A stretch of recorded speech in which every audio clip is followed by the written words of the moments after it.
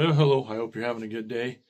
I found my old tripod, and then I found a deal that I could put on top of it that holds my phone, so no more propping my phone up on random things, especially here in the tack room. It's kind of hard to find the right spot where the lighting's good and I can prop my phone up on something, so maybe that'll improve the quality of these videos, but I was cleaning out the tack room here a little bit today, and I came upon my bosal here, and decided I'll make a little video about that and shaping these. So this bosal, when it's all put together, this part here is called the hanger.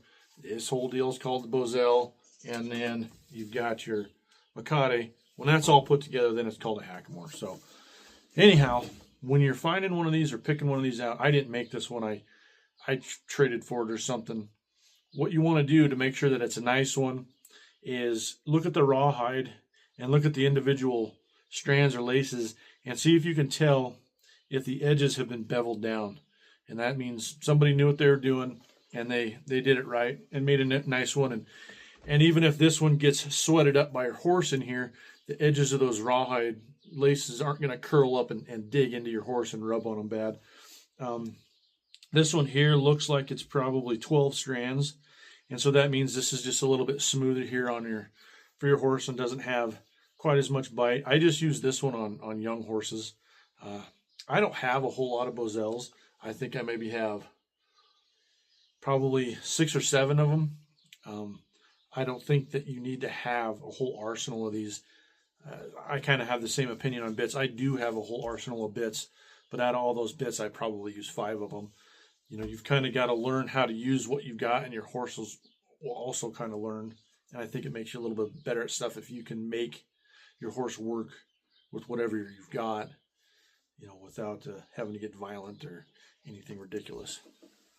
So anyway, if back to the bosal, if you're buying like a mystery bosal or trading for one, and you're not sure about it, like I said, look at the lace. You don't want the lace to be super, super thin, because if the horse ever rubs on something, it's just going to snap a piece of lace off there. And like I said, look to make sure the edges are beveled. If you're getting it from somebody that's a well-known braider, you don't really have to worry about that too much. But now, when you first get these, this one I've shaped myself, and it's got a really nice shape to it. And you want contact all along here, touching your horse. You know, it's not like sucked down tight or anything, but when you first get these, if you get one from a guy who just braided it for you, or one that nobody's ever shaped or used, it's kind of a big teardrop shape. And then that means the only place it really touches your horse is right here and then right down here. And this will really get to rubbing on your horse bad, you know, on the bottom of their jaw and beneath their chin there, and you don't want that.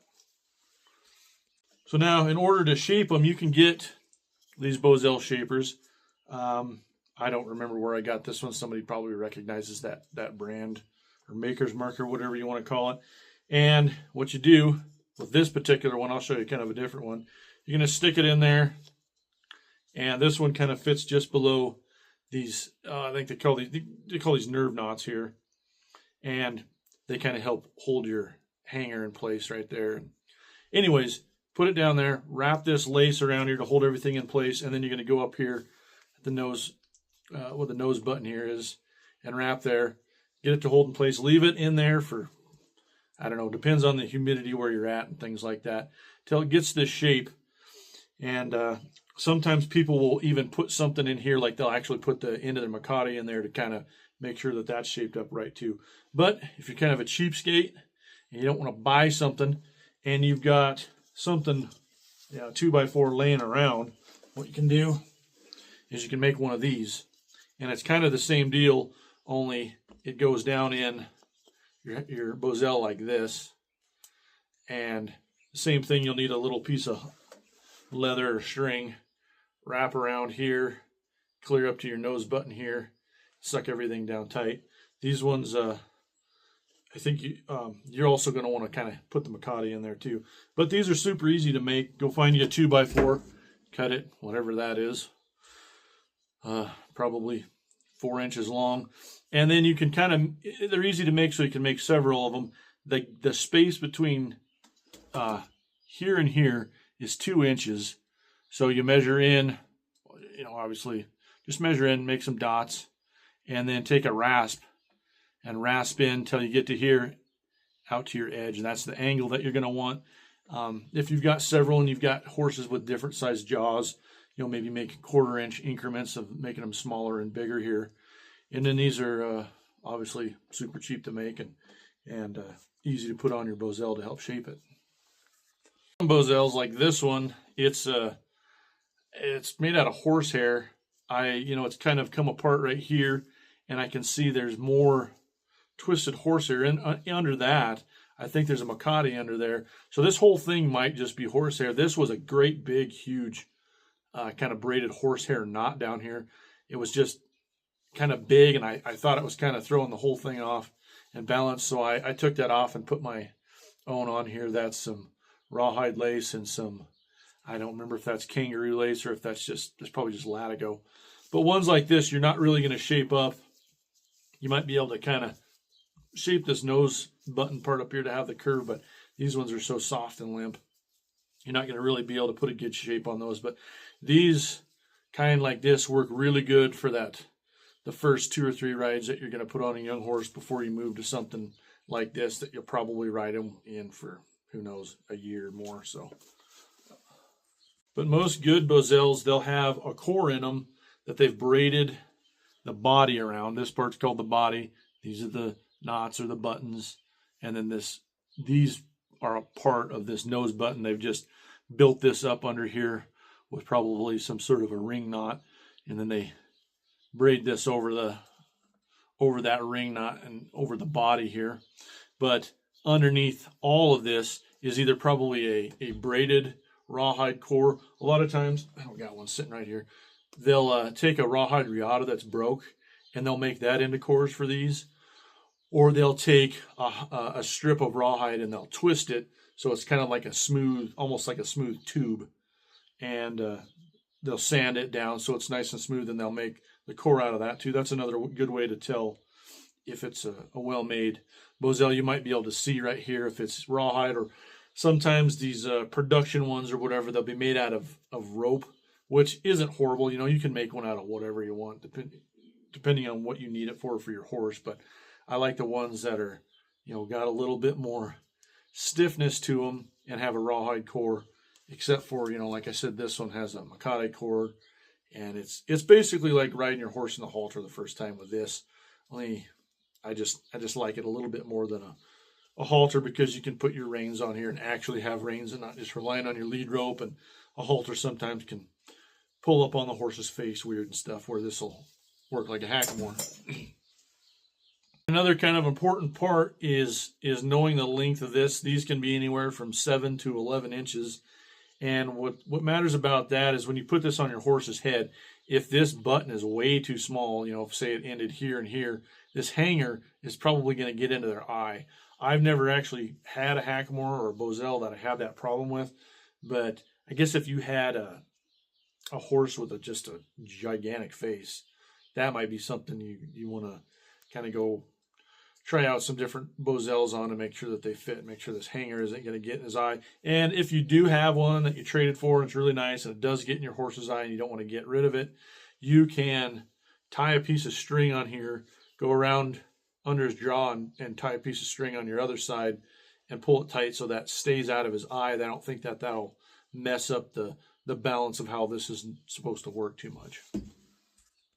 And when it comes to shaping these, a brand new one, it does take a lot of time. You might want to, every time you're not using this, take your macate off, stick your shaper in there, and then I like to hang it, let's see if you can see, like this, so that it's going to hold its shape and everything. And that's just what I do. But after a while, it will hold its shape. I think I left this thing hanging for a whole winter to get it to this shape. And so yeah, it just takes some time to do. So you just got to be patient with that part. Don't be upset if every time you use this you hang it up and the next time you go to grab it, it's all a big teardrop again. You'll get there. Just keep putting a shaper in it. So this is how I put my macate on. I think I've done a video on how I tie this on here. It just takes a second. If I needed to make another video of how to do that, I can. But basically, it goes on the horse like this. This is up over his ears. This part's my reins, you know, so they're closed. And then this here is my get down rope, so I can get off and lead him around and stuff. Tuck this up under my belt. But like I said, I don't have a whole lot of bosals, and I don't have a whole lot of these Makades. So no matter what, even if I'm going to ride the same horse tomorrow, I'll take this all apart. I'll take this Makade off of here, and I'll coil it up nice. And that's because, like, I've got 2 young horses now, and they both got different shaped faces. And so I don't want to have this, you know, snug down too tight for the next horse I'm going to ride. So when I take this off, it'll kind of, you know, loosen up a little bit.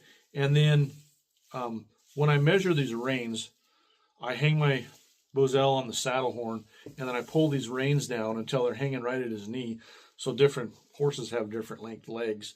So if I get on a horse that's a lot shorter and I tie this on, you know, where all this is might be incorporated in my reins or my get down rope, and it's going to have all these goofy kinks if I leave this in here for a month. So that's one reason, or that's the reasons why I always take this all the way apart. People will tell you that you need to have a Makade that's the same diameter as your bosal.